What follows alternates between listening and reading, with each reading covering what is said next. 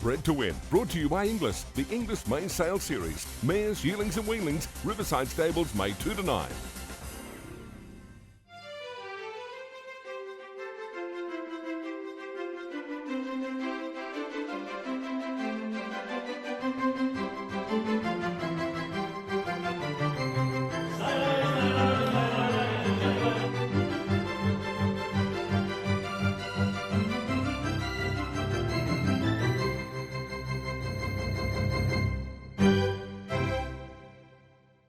Hello, I'm Caroline Searcy. Welcome to another edition of Bred to Win. Coming up on this week's show, we've reached the end of the Sydney Autumn Carnival here at Royal Randwick, and we have some of the highlights from Saturday's racing. We look at Greg Bennett's outstanding achievement educating the winners of Australia's 3 premier 2-year-old races in one season. Always great to hear from Arrowfield stud Susan Archer this week on the importance of hospitality at a major yearling sale. We have another Cambridge stud Farm Life looking at the stallion handlers' love for their chargers. And Fernrigg Farm's Rae-Louise Charlton in Arrowfield Studs, the horse who made you love racing. First, let's check out the latest from the bloodstock world in the Aushorse News of the Week.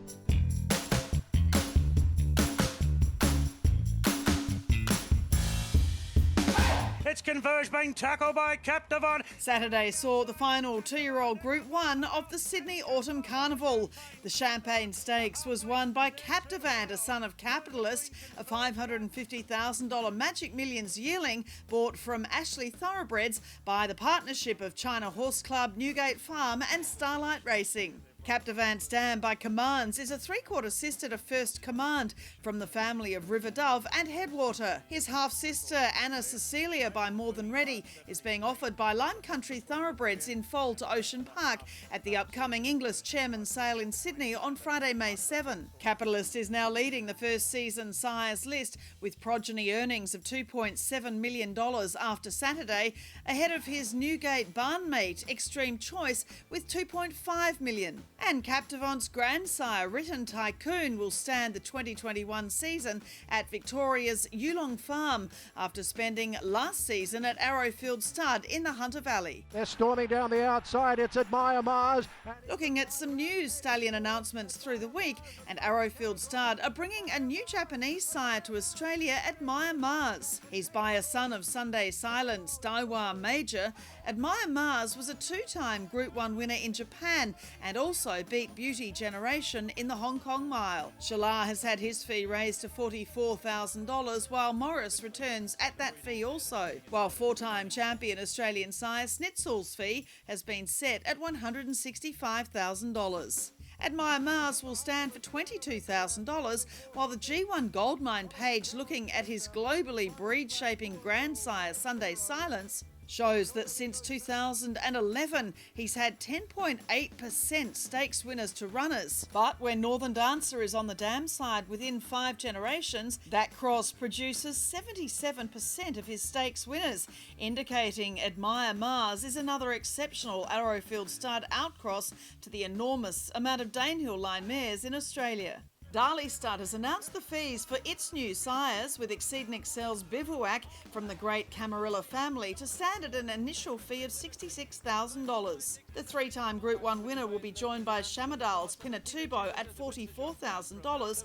while Street Boss is moving to the Hunter Valley this season. And another new boy, Gaiath, will stand for $27,500 in Victoria, with Kermadec moving south for the season. The 4th new boy for Darley Stallions, the Pre-Morney and Middle Park Stakes winner Earthlight, will stand at a fee of $22,000. Former Horse of the Year Dissident has found a new home at Wagga Wagga in southwestern New South Wales. The son of Sebring won 5 Group 1s and will stand the 2021 season at Riverdene Stud at a fee of $6,600. The Australian racing and breeding community came together in Sydney for 2 days last week for a conference looking at obtaining, training and retaining staff in both studs and stables around the country.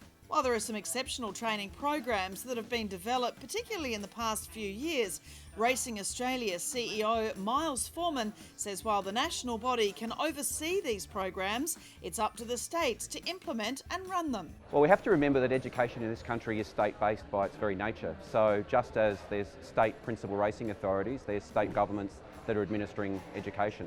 And within that context, we continue to look at what we can do as an industry and Racing Australia's role in that to coordinate and bring people together where it makes sense to do so. There are great things happening across the country. I think the fact that it happens at a state level creates great outcomes because we're looking at it from different angles and achieving different outcomes. We'll have more on the Australian Workforce Forum in coming weeks. And with Vision brought to you by Hanover Lodge, preparing the elite racehorse. The other event that brought together a wonderful group of industry participants was the cutting competition in Scone on Friday night that featured well-known breeding identities Tom Magnier, Henry Field, Mick Malone, Alice Massara, Anthony Thompson, Treen Murphy and more. While Godolphin provided the now 9-year-old gelding Badajoz and Sledmere the Oratorio mare Mystic Puzzle to work as turnback horses. The aim of the event was to eventually encourage riders in the cutting world to take on thoroughbreds away from racing to train as cutting competitors. These thoroughbreds are so athletic and very trainable,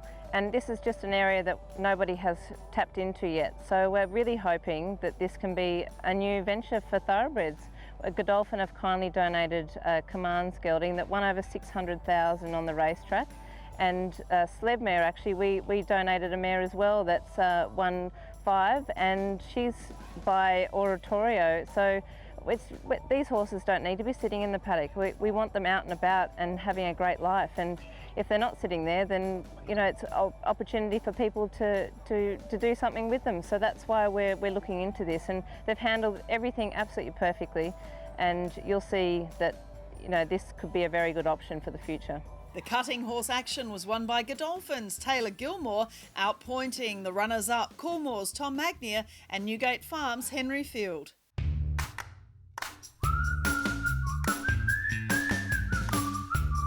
The Inglis graduate of the week was the Frank Packer plate-winning son of Toronado, Senor Toba. A three-quarter brother to a Fair to Remember, a winner of the Group 2 Matriarch Stakes from the Good SA Stakes-winning mare St Trinians, the family has been developed by leading South Australian breeder David Peacock. Senor Toba was a $180,000 Inglis Melbourne Premier Yearling sale sold by Mill Park Stud to Hermitage Thoroughbreds. The late April Inglis online auction is another mouth-watering offering, including Humalong, the half-sister to 3-time stakes winner Hummer, and Flemington stakes-winning 2-year-old Tycoon Hummer. The sale contains breeding stock and racehorses in work from Australia's leading stables, with the final bidding taking place this Wednesday, April 28. And finally, one of the Australian breeding industry's great showpiece farms, the Waratah Thoroughbreds property of owner and breeder Paul Fudge, is for sale through the Inglis Rural Platform. With state-of-the-art facilities an hour and a half from Sydney,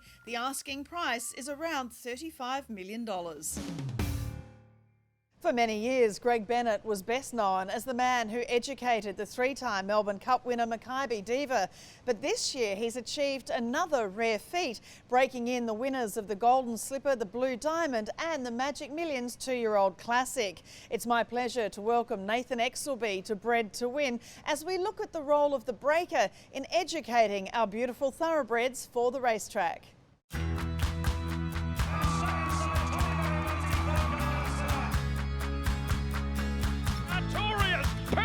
Bombs them and wins. Ken Shark Pharaohs won the million. This is Fernrigg Farm in southeast Queensland, where renowned horsebreaker Greg Bennett and his team broke in the winners of this year's Magic Millions, Blue Diamond and Golden Slipper. We caught up with Greg to find a little bit more about the farm and how his process works. Greg, obviously your name's the one been in limelights with what's happened this year, but there's a lot of people involved in the breaking process? Oh, absolutely, Nathan. It's not just a one-man show, and I try to divert as much as that to my staff and my help as possible because they're the unsung heroes. There's always got to be a face, a leader, a team leader, a captain, whatever, and I guess that's befallen on me because I've been in the game a long time, 40 plus years, and been from one end to the other, and since being in Queensland we've set up this pre-training and breaking in setup because I felt that it was needed up here to help all the other people involved because the industry's growing so much, there's a lot of horses. So finding the right staff and getting them to work around the animals the way you want them to do it is difficult, but I've got a really good team here, and you know, I've got ex-jockeys and ex-trainers and guys that have wanted to learn how to break in, and they're good because I'm getting a bit of a clean canvas and I can show them how I want it done, because it's got to be done my way, because that's where the buck stops, you know. Yeah. I'm in the limelight, sure, but if there's a problem, it's me that cops it, not them. Stay inside, falling step on the fast finishing animal. How often do you get it right as a breaker in predicting whether a horse is going to make it or not? Probably 50% of the time, but out of that 50%, there's probably only 2 or 3% that get to Group 1, Group 2, that black type, senior black type level. And obviously the horses that we've spoken about this year, starting with Shakiro through to Artorias and then Stay Inside, what sort of a market did you give them when they left the farm? Oh look, they're all rated up very highly, and we don't hand out superlatives because they can come back and, you know, haunt you. Using my experience from years gone by and having passed very, very good horses, you've got a guide, you've got a judge, you've got a template you can judge them on. And you know, when I start comparing horses with Typhoon Tracy and Mackay Diva and Written Tycoon and All Silent, you know, those sort of horses, which were all very, very great, very good race horses. Ha Ha won a Golden Slipper, Zephyr's won a Magic Million. So I've had horses of that calibre in the past. I use them as a template to judge these ones.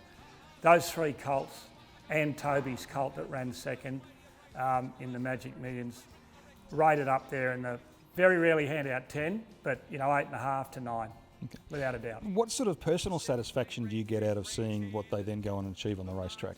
I get as big a thrill out of that as I'm used to training racehorses to win myself. Someone asked me that question the other day and I said, achieving that goal this year with those 3 colts all individually, it rates up there with Mackay Diva winning a 3rd Melbourne Cup and Clearly Innocent winning the Doomben, you know, the Group 1 up here after I'd handed him over to Chris Lees. I mean, it's emotional, it's good horses will make a grown man cry, that's without a doubt. So you've been breaking in yearlings this year since pretty much the Magic Millions finished in January. Yep. Is there any there that have stood out from the crowd yet? Well, there's been a few that stand out, but nothing that we've really rated highly yet. There's some very nice horses, colts and fillies. We've done probably 100 since the end of January. So out of that 100, there's probably about 10%, 7 or 8 to 10 horses out of that 100 that have given us a bit of a ooh, wow feeling.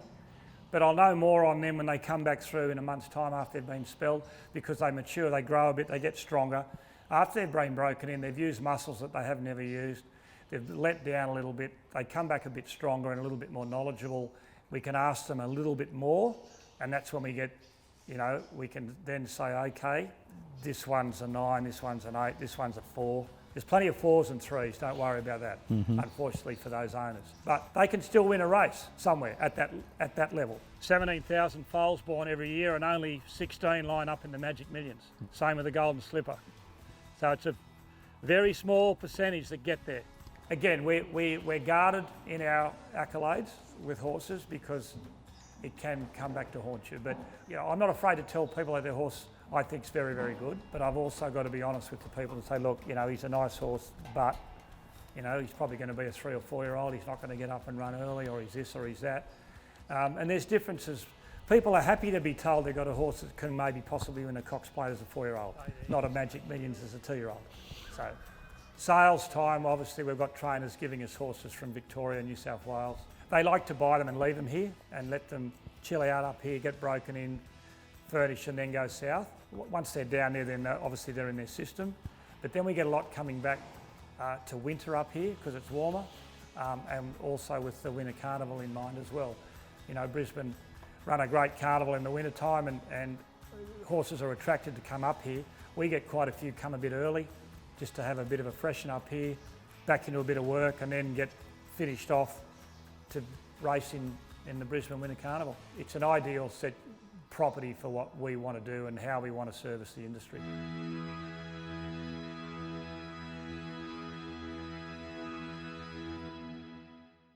The consummate horseman and so much knowledge and experience combined in one man, Greg Bennett. Don't go anywhere coming up on Bred To Win, Cambridge Stud's Performance of the Week, and the love of the stallion handler for his horses in farm life, and the delightful Susan Archer in her role with Arrowfield Stud, hosting the all-important buyers at major yearling sales.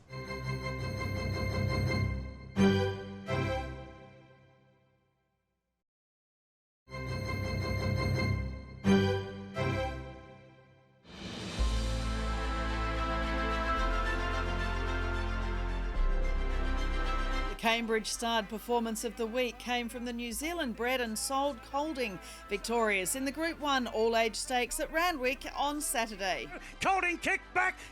Already the winner of the Epsom Handicap and George Main Stakes, Colding is a son of Waikato Stud's Cox Plate winner Ocean Park and was sold by Wentwood Grange to Guy Mulcaster at the 2017 NZB yearling sale for $170,000.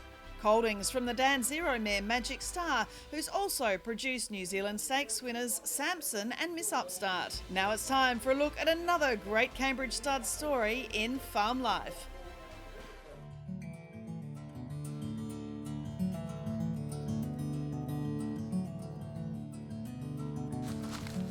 Good boy.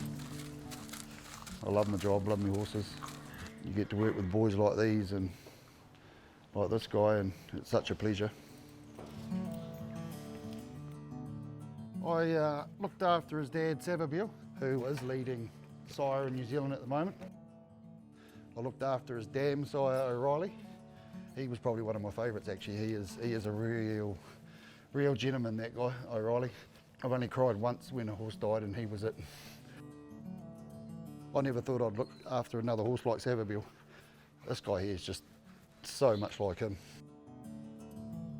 The boys are going to take these guys for a walk where we'll go out to Roaring Lions, the track out there, and they'll do 3 laps. It's enough to keep him toned and keep his mind on the job. I think I might have missed one of his starts, but everywhere else I followed. 2,000 guineas was definitely a highlight, but a cracking million running second. I mean, I know it was second, but it was still a huge run. Yeah, definitely the 2,000 guineas. It's a race a lot of trainers aim their good horses for, and for him to come out on top of that, and he's one of the only horses to beat Te Akau Shark, so can't complain at that. Nice, gentlemen. I like to bring him out here. He comes out here once a week. I can get a good look at him and see what I need to do with him, but it's also good for him to get out here and have a look, practice parading. Very happy with him, the way he's coming along at the moment. Okay, mate, that'll do him. Cheers, Ben.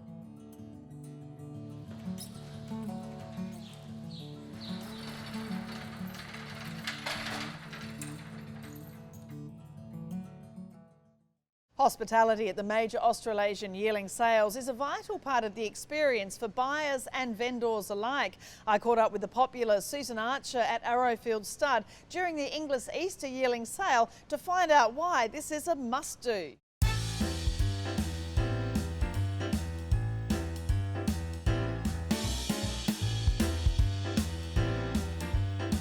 Well, Susan, it's fabulous to see you back here in Australia, obviously from New Zealand. Tell us about the last year or so, because you've still been doing the fantastic work for Arrowfield. You work in with John Massara and Kristen and the whole team so brilliantly.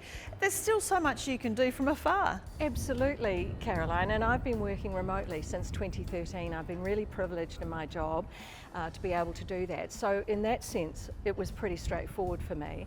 But I was used to making 3 or 4 trips to Australia, and of course, you know, for our stallion parade and for the sales and to hook up with the team, and I have missed everybody so much. I've missed the whole team, I've missed everybody in the industry, and it's just a joy to be back here. So I think one of the results of COVID has been that we treasure our social interactions so much more, but we've also learned to use more of those online tools, and we've been very busy, you know, sort of pivoting to use more video and more online catalogues, and of course the online auctions have gone really well. All those tools were there, but they've just been fast-tracked now. Looking at the hospitality, this is what I'm really interested in, a bit of the behind the scenes, you know, what goes on with Arrowfield Stud, particularly through a big sale such as this, Inglis Easter.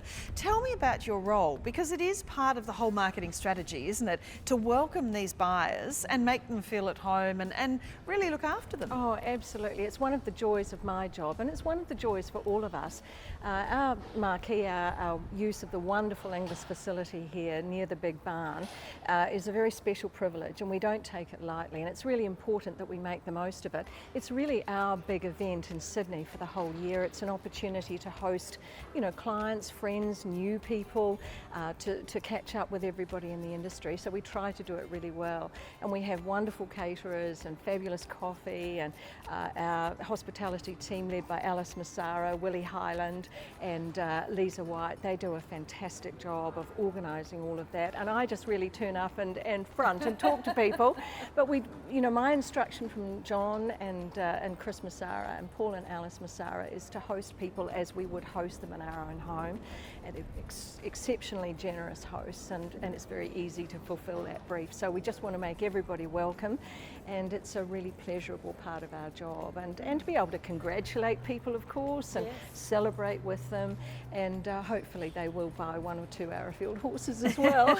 Well, it is a business, part of the business, as I said, but it's also, I guess, within this industry, a lot of people that are within it probably take for granted the fact of being so close to the people you admire. You know, whether it be the trainers, or we've seen jockeys that come out here, or the big buyers, you know, you can actually get really close to them. You can sit down at a table next to them, basically, in the Arrowfield, you know, marquee or hospitality area. When people are new to the industry, it's a bit intimidating. And what you provide is a really warm kind of space for people to get to know each other. Well, I think one of the special things about our sport and our industry, it is a global industry, and it's enormous, and it can be imposing and a little bit formidable, but it's also a very tight, close community as well. And I think, you know, at a sale like this, we can kind of bridge that and welcome people in the door. I love talking to people who are new to the game, and they ask such good questions and make you think, wow, yeah, of course, that's something we need to explain, you know. And also to people who have been very familiar, you get a chance to congratulate them and maybe to slip 1 or 2 stats about schnitzel or whatever into the conversation, you know, all of that stuff as well. So you're right. It really is a place where the largeness and the smallness of our incredible sport and our industry sort of meshes. I think horse sales are where everything comes together, and we don't actually get that much opportunity, you know, to really mix like that. Not on a race day, but we do here.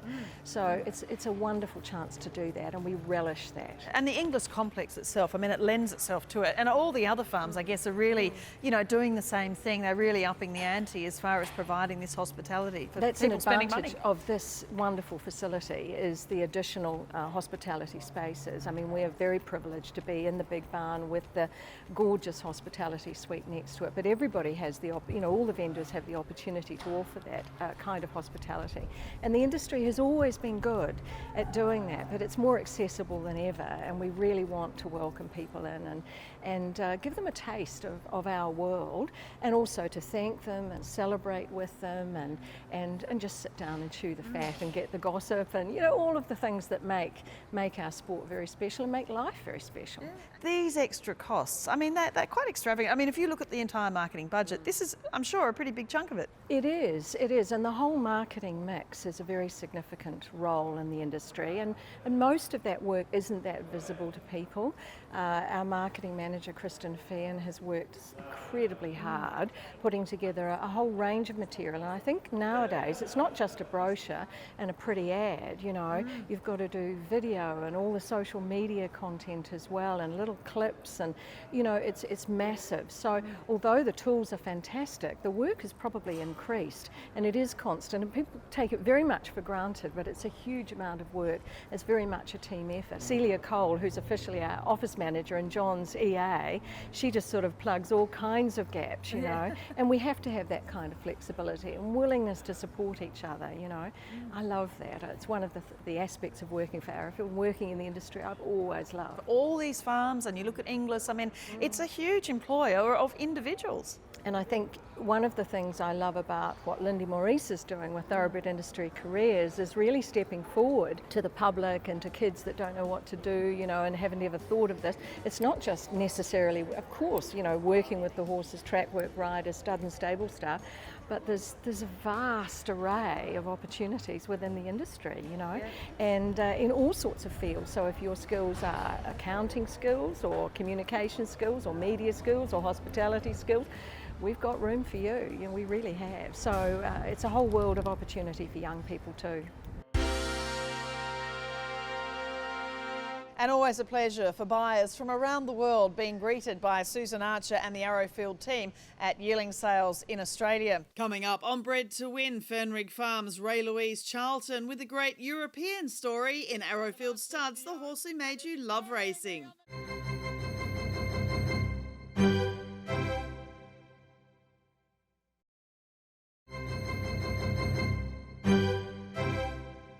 This segment brought to you by Arrowfield Stud, the brand worth its weight in gold.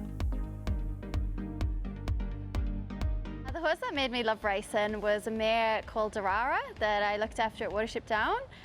She was the dam of Dare Me, Rewildin, Too Darn Hot, who has ended up in Australia, which is really exciting. When he arrived, I said to poor Jake, we have to go and see this horse. Like, I have such a connection with the family, and he was exactly what I expected. You know, she just throws such a great type. For some people, you know, working with these wonderful brood mares, it's just a job, but it really can make you have a passion to want to go on and be involved for a lot longer as a real lifestyle and a career, doesn't it? Yeah, like when you kind of get the opportunity to go and watch the progeny run at places like Royal Ascot, and I was fortunate enough to work for a farm that made the experience real for the staff, so we were able to go along and watch her, and it really kind of hits home, and to see the babies that you've foaled down and handled as yearlings, and to see them on the big stage is really special. And Fernrigg Farm, yourself and Podrick, I mean, I guess that's something also you would be instilling into your staff too, and really, you know, you're a young farm, but really as the winners start coming through more and more, for your staff to get really involved as well. Yeah, like we love for the staff to get involved. We try to encourage them to have a mare or get involved with a pin hook or something, and they actually have one at this sale, so really exciting time for them. It just gives them that bit more passion and really helps them love the job. That is it for this week's Bred to Win. Don't miss next week's show as we preview the elite Inglis Chairman's Sale, from which have come some great success stories in recent years. That's next week. I'm Caroline Searcy. I'll see you then.